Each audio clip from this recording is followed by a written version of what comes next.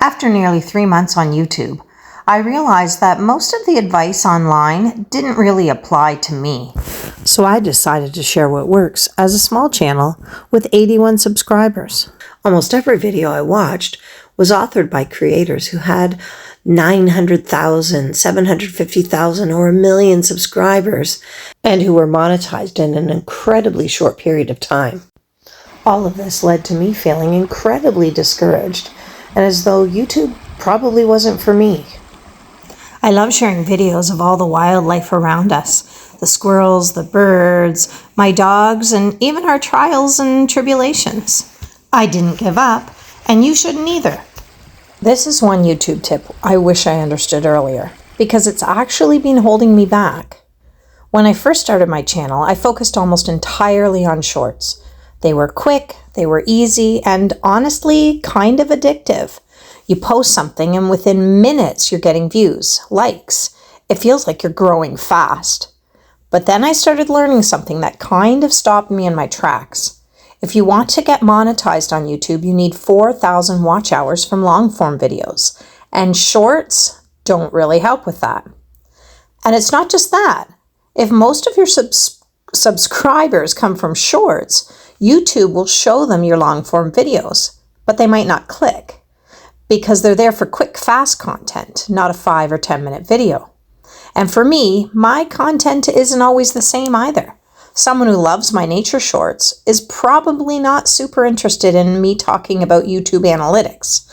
So now I'm realizing I actually need to think about who I'm attracting with each type of content. So lately, I've been trying to do a little bit of a shift. I'm still making shorts because I enjoy them, but I'm also putting more effort into long form videos. And honestly, I'm learning as I go. Like this month, I got 18 new subscribers from shorts, but only 8 from my long form videos. And then there's 11 from other. What does that even mean? If you know what other means, please tell me in the comments. Seriously, us small creators need to help each other out. But yeah, if you're just starting out like me, don't ignore long form videos. Shorts are great, but you probably need both. So the second thing I've learned as a new YouTuber is that you have to keep it moving. This one took me a while to really understand. When I first started making shorts, my only goal was to keep them under a minute. That was it. If the shorts were 40 seconds or 50 seconds, then I'd done my job. But I wasn't thinking about what was happening inside those 40 or 50 seconds. When I checked my analytics, my retention was always low. Like this 37-second video where people only watched for 24 seconds. So then I started cutting. And then I'd cut some more. And then even more. And I realized that anything that felt slow, even slightly, had to go. For example, I love watching squirrels out on my property. I love watching them just sit and eat. I could watch that for a half an hour and be completely happy. But short viewers don't want that. They want something to happen, and they want it to happen fast. So instead of showing a squirrel sitting there chewing for 3 or 4 seconds, cut that down to 1 second, or even less, and then move on. Most of my shorts are now under 15 seconds. Some of them are 8, and some of them are even 6. The biggest difference is my retention. Most of my shorts have over 100% retention now. Some of them have 200, some of them have 300. It means that people are watching my videos all the way through, and then sometimes they keep going.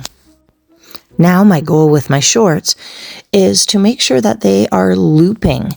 I'm trying to make my ending similar enough to my beginning that people start watching them over again without even realizing it. And while we're not aiming to loop our long-form videos, some of what I've talked about here applies to them.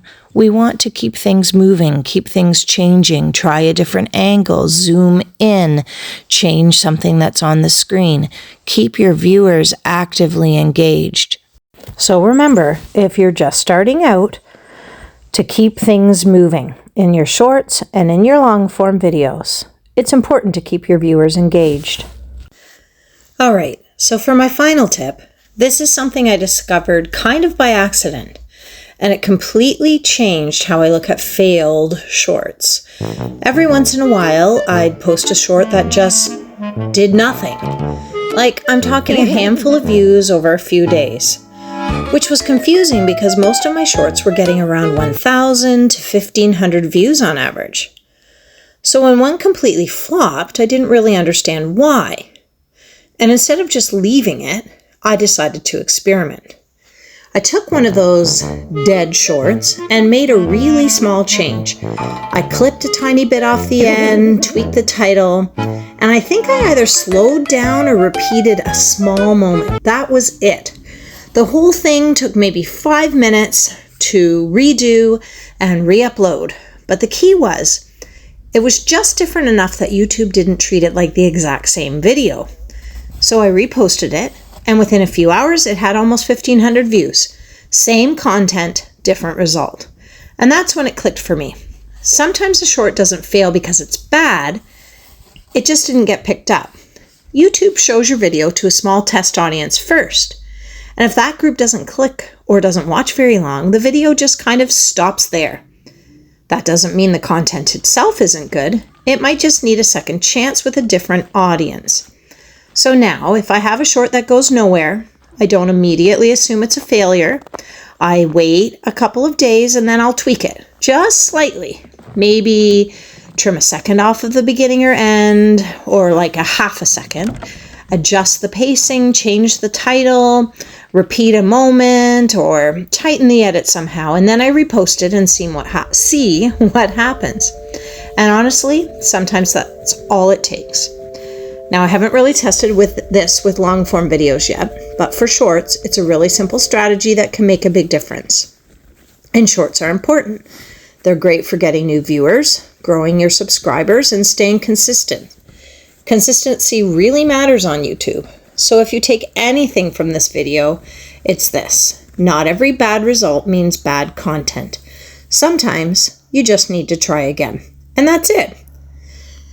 Those are the biggest things I've learned so far on my YouTube journey. I hope at least one of these tips gave you an idea of something you can try on your own channel. If it did, let me know in the comments. I'd love to hear what's working for you too. And remember, we're all figuring this out together.